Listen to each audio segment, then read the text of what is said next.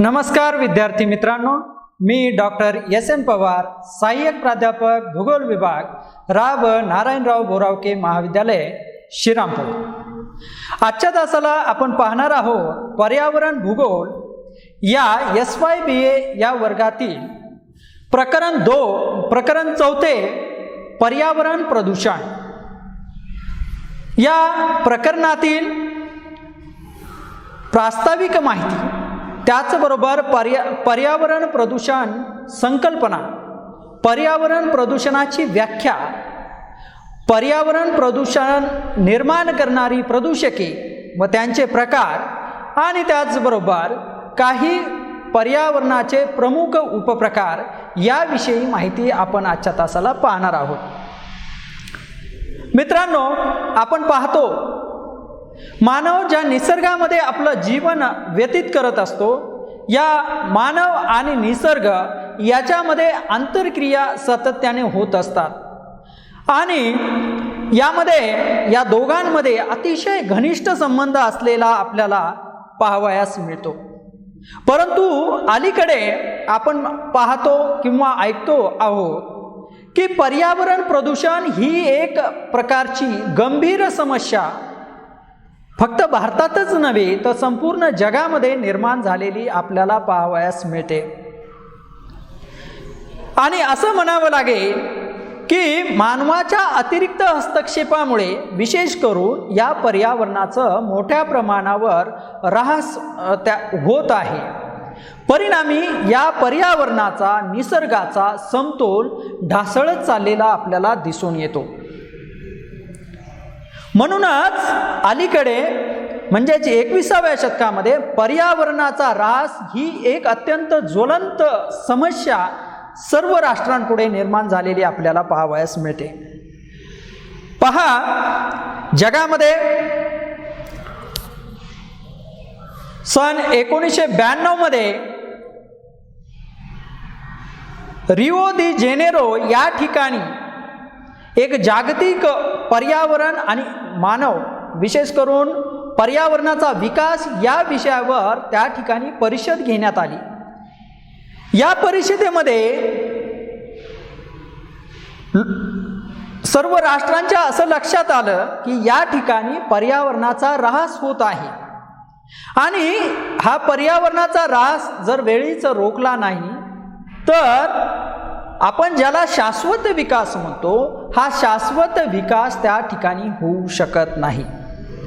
थोडक्यात पर्यावरणाचा ऱ्हास झाल्यामुळे भविष्यातील ज्या नवीन पिढ्या असतील, या नवीन पिढ्यांना स्वच्छ आणि सुंदर अशा पद्धतीचं निसर्ग पर्यावरण त्या ठिकाणी मिळणार नाही, उपलब्ध होणार नाही। आणि म्हणूनच हे मानवाचं किंवा आपलं सर्वांचं आद्य कर्तव्य आहे की आपल्या सभोवताली असणाऱ्या या पर्यावरणाचं संरक्षण करणं, स्वच्छता ठेवणं आणि प्रदूषण कमी करणं ही आपले प्रथम कर्तव्य असलेलं आपल्याला पाहावयास मिळतं। विशेष करून ही पर्यावरणाची समस्या पहा मित्रांनो, औद्योगिक क्रांतीनंतर निर्माण झालेली आपल्याला पाहावयास मिळते। कारण औद्योगिक क्रांतीनंतर वेगवेगळ्या प्रकारचे उद्योगधंदे हे युरोपमध्ये त्या ठिकाणी निर्माण झाले आणि या औद्योगिकरणाला अनुसरून नंतर शहरीकरण देखील त्या ठिकाणी वाढत गेलेलं आपल्याला पाहावयास मिळतं। आणि या दोन्हीचा एकत्रित परिणाम म्हणून आपल्याला असं लक्षात येईल की विविध प्रकारची प्रदूषक त्या ठिकाणी वातावरणामध्ये किंवा निसर्गामध्ये त्या ठिकाणी सोडली गेली किंवा त्यांचं प्रमाण हे दिवसेंदिवस वाढत गेलं आणि आज अलीकडे आपण पाहतो आहोत की या वातावरणाचा, या निसर्गाचा, या पर्यावरणाचा असमतोल निर्माण झालेला आपल्याला दिसून येतो। थोडक्यात काय तर आपल्या सभोवताली असणारं जे पर्यावरण आहे, या पर्यावरणाचा विविध प्रदूषकामुळे ऱ्हास होणे यालाच पर्यावरणीय प्रदूषण असं आपल्याला म्हणता येईल। तर हा पर्यावरणाचा ऱ्हास नेमका कशामुळे होतो किंवा या पर्यावरणाचा समतोल का बिघडतो, तर याचं प्रमुख आपल्याला कारण पाहावं लागेल। तर विशेष करून आपल्याला असं लक्षात येईल की पर्यावरण प्रदूषण संकल्पना ज्यावेळेस आपण पाहतो त्यावेळेस आपल्या असं लक्षात येईल की ज्या वेळेस मानव आणि मानवाच्या सभोवताली असणारं पर्यावरण यामध्ये नैसर्गिक कारणांमुळे किंवा मानवनिर्मित काही क्रियांमुळे विविध अनावश्यक किंवा मानवाला हानिकारक अशा प्रकारचे घटक हे पर्यावरणामध्ये सोडले जातात किंवा पर्यावरणामध्ये मिसळतात, त्यावेळेस पर्यावरण हे ऱ्हास पावते किंवा पर्यावरणाची हानी होते आणि त्यालाच आपण असं म्हटलेलं आहे की पर्यावरण प्रदूषण.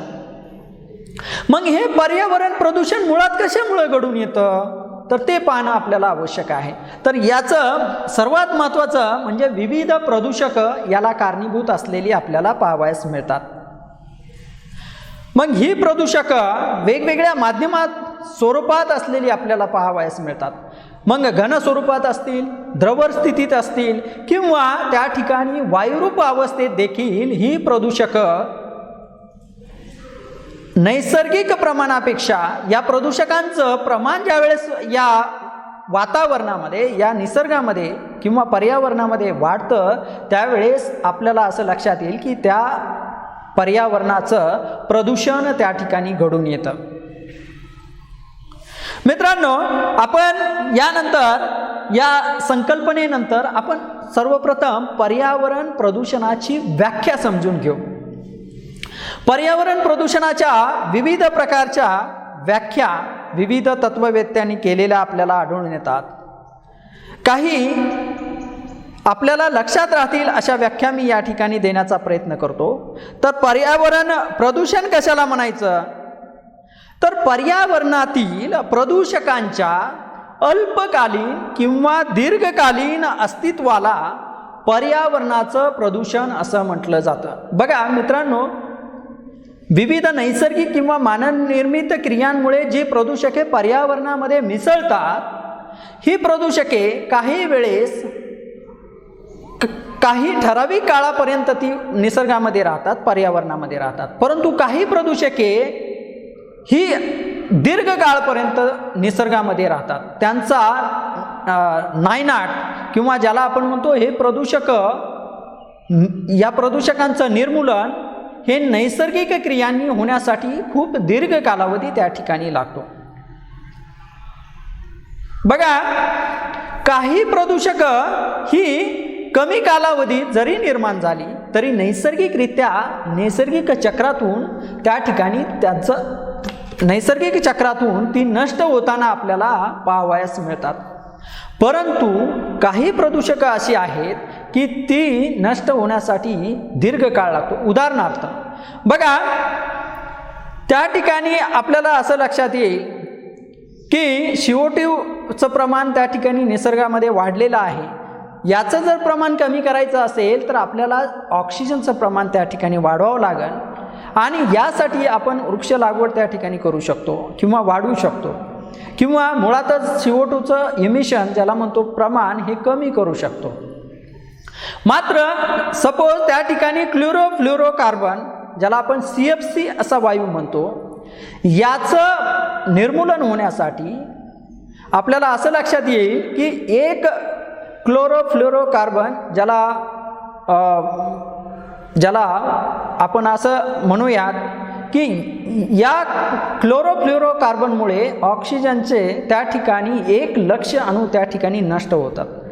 म्हणजे हा क्लोरोफ्लोरोकार्बन अतिशय पर्यावरणाला घातक आहे आणि त्याचं नैसर्गिकरित्या उच्चाटन व्हायचं असेल तर त्यासाठी दीर्घ कालावधी त्या ठिकाणी लागताना आपल्याला दिसून येतो.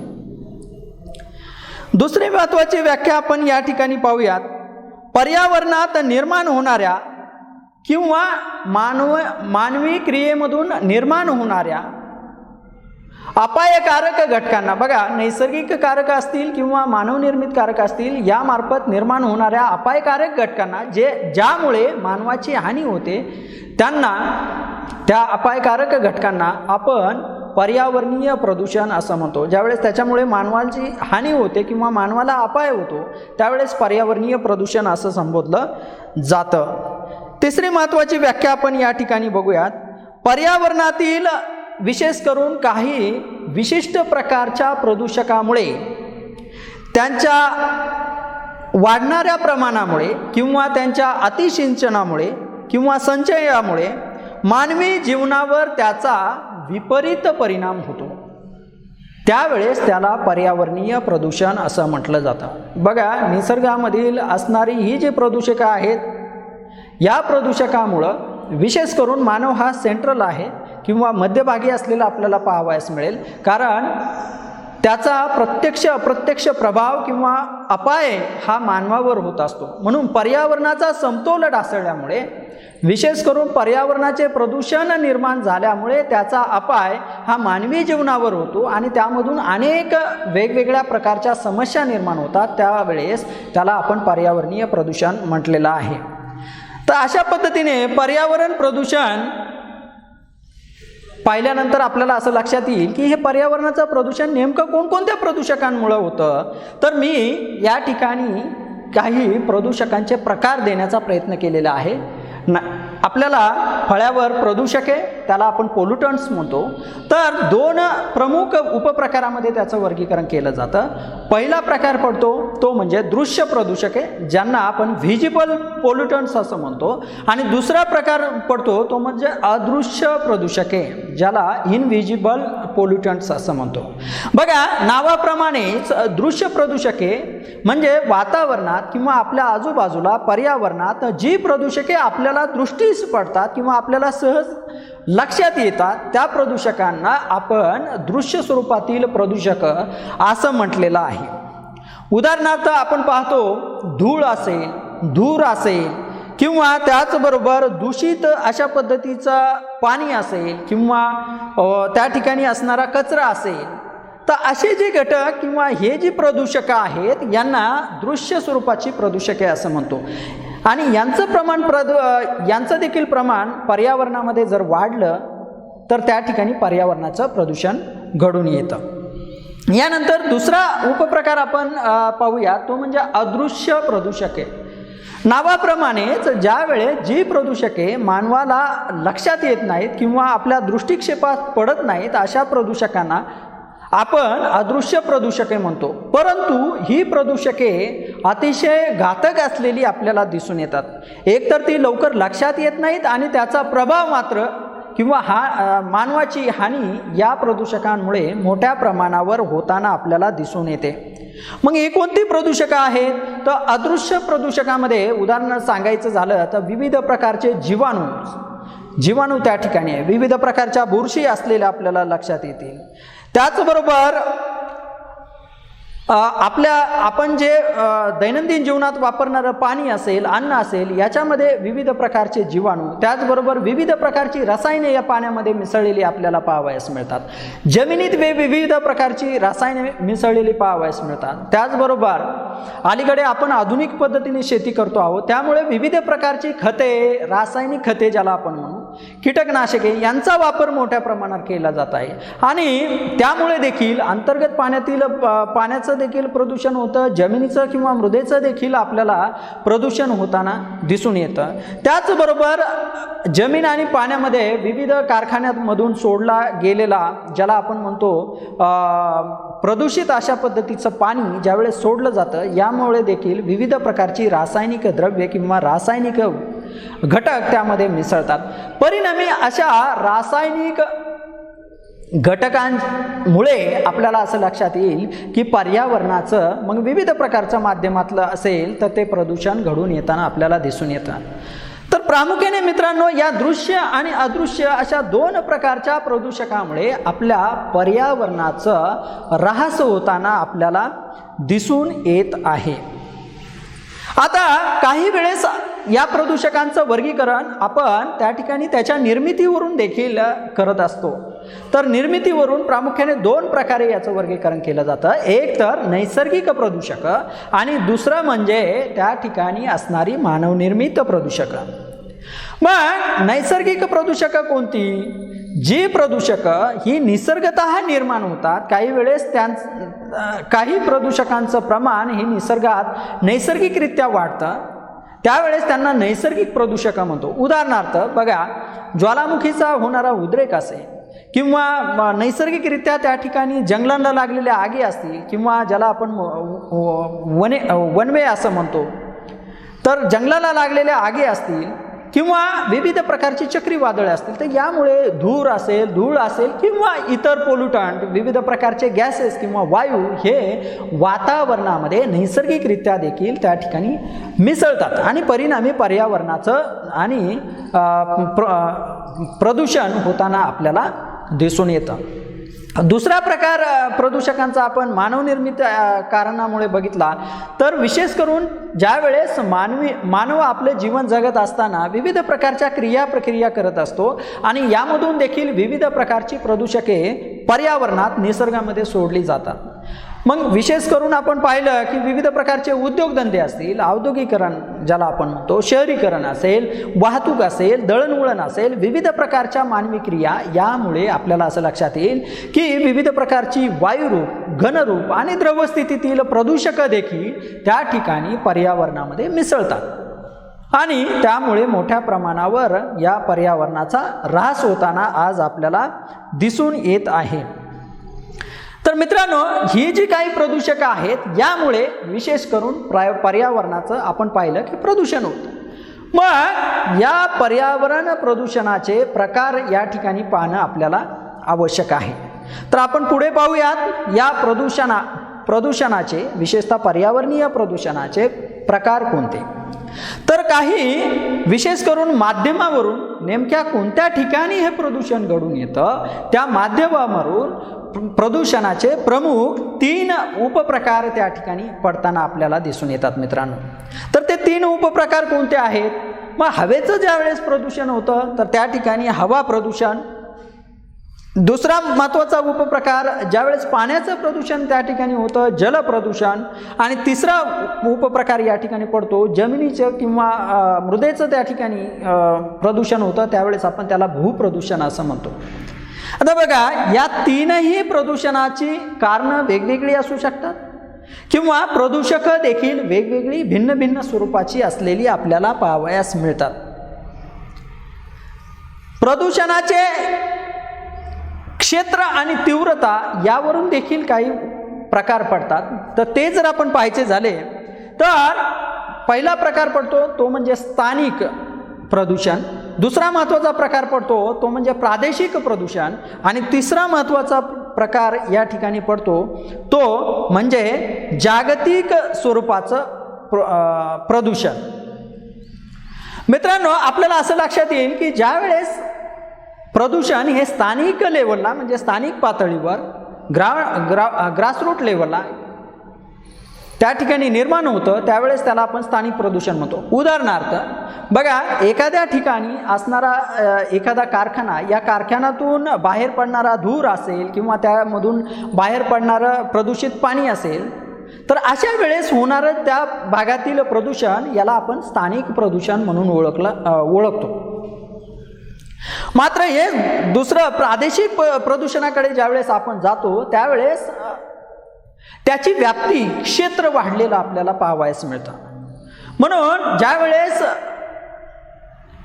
औद्योगिक विभाग असेल एखादा, उदाहरणार्थ सांगायचं झालं तर पुणे असेल, मुंबई असेल किंवा औरंगाबाद, आपण पाहतो की या ठिकाणी मोठ्या प्रमाणावर औद्योगिकरण त्या ठिकाणी झालेलं आहे आणि मोठ्या क्षेत्राने या उद्योगधंद्यांनी व्यापलेलं आहे. परिणामी फार मोठ्या प्रमाणात त्या ठिकाणी त्या भागात आणि आजूबाजूच्या भागात देखील प्रदूषणाची तीव्रता त्या ठिकाणी वाढते. प्रदूषण मोठ्या प्रमाणावर वाढताना दिसून येतं आणि म्हणून त्या अशा प्रकारच्या प्रदूषणाला आपण काय म्हणतो, प्रादेशिक प्रदूषण असं म्हणतो. उदाहरण दुसरं एक सांगायचं झालं तर दिल्लीला आपण दरवर्षी पाहतो की त्या ठिकाणी प्रदूषणामुळं ज्याला आपण म्हणतो व्हिजिबिलिटी, दृश्यता त्या ठिकाणी हिवाळ्यामध्ये किंवा पावसाळ्यामध्ये मोठ्या प्रमाणावर त्या ठिकाणी कमी होताना आपल्याला पाहावयास मिळते. हे का घडतं तर हव्या प्रदूषणामध्ये मुळे त्या ठिकाणी आपल्याला घडून येतात आणि ही एक प्रकारची प्रादेशिक समस्या असलेली आपल्याला पाहावयास मिळते. हीच समस्या आपल्याला पुणे असेल, मुंबई असेल या ठिकाणी देखील आपल्याला पाहावयास मिळतात. आणि तिसरा महत्त्वाचा क्षेत्र किंवा तीव्रतेनुसार आपल्याला प्रकार दिसतो किंवा आढळतो तो म्हणजे जागतिक स्वरूपाचं प्रदूषण. बघा मित्रांनो, आता आपण ज्या पर्यावरणीय समस्येचा किंवा पर्यावरणीय प्रदूषणाचा विचार करतो आहोत, ही एक प्रकारची जागतिक समस्या असलेली आपल्याला पाहावयास मिळते. कारण जगामध्ये अशा अनेक समस्या आहेत प्रदूषणामुळे ज्या निर्माण झालेल्या आहेत. उदाहरणार्थ बघा, कार्बन डायऑक्साईडचं प्रमाण मोठ्या प्रमाणावर त्या ठिकाणी वाढत आहे, त्यामुळे जागतिक तापमान वाढीसारखी समस्या त्या ठिकाणी निर्माण झालेली आपल्याला दिसून येते. बघा, वातावरणामध्ये जगामध्ये CFC किंवा इतर गॅसेस ज्याला म्हणतो आपण प्रदूषित वायूंचं प्रमाण त्या ठिकाणी वाढत आहे. उदाहरण दाखल सांगायचं झालं तर त्या ठिकाणी नायट्रोजन असेल, नायट्रोजन डायऑक्साईड असेल, सल्फर डायऑक्साईड असेल, कार्बन असेल किंवा कार्बन डायऑक्साईड असेल किंवा क्लोरोफ्लोरोकार्बन यासारख्या वायू असतील, यांचं प्रमाण आज जगामध्ये मोठ्या प्रमाणावर वाढताना आपल्याला दिसून येतं आणि त्यामधून विविध पर्यावरणीय प्रदूषणं निर्माण झालेली दिसून येतात. यातील एक समस्या म्हणजेच ओझोन थराचा क्षय. बघा मित्रांनो, अशा पद्धतीची ज्यावेळेस समस्या निर्माण होते किंवा प्रदूषण निर्माण होतात, ही जागतिक स्वरूपाची असतात, म्हणून त्याला जागतिक प्रदूषण असं म्हटलं गेलेलं आहे. पहा मित्रांनो की आपण आज या ठिकाणी पाहिलं की नेमकं प्रदूषण म्हणजे काय, हे प्रदूषण घडून कशामुळे येतं, त्या प्रमुख प्रदूषक कोणती, या प्रमुख प्रदूषकाचे उपप्रकार कोणते, त्याचबरोबर या प्रदूषकामुळे पर्यावरणाचं प्रदूषण घडून येतं, या प्रदूषणाचे देखील कोणकोणते प्रकार त्या ठिकाणी पडतात, विशेष करून माध्यमावरून कोणते प्रकार पडतात किंवा त्याची तीव्रता आणि क्षेत्रावरून कोणते प्रकार पडतात, याविषयीची माहिती आज आपण जी अभ्यासक्रमामध्ये समाविष्ट आहे तेवढीच माहिती आपण आज या ठिकाणी घेण्याचा प्रयत्न केला. तर मित्रांनो, आज आपण याच ठिकाणी थांबू. धन्यवाद.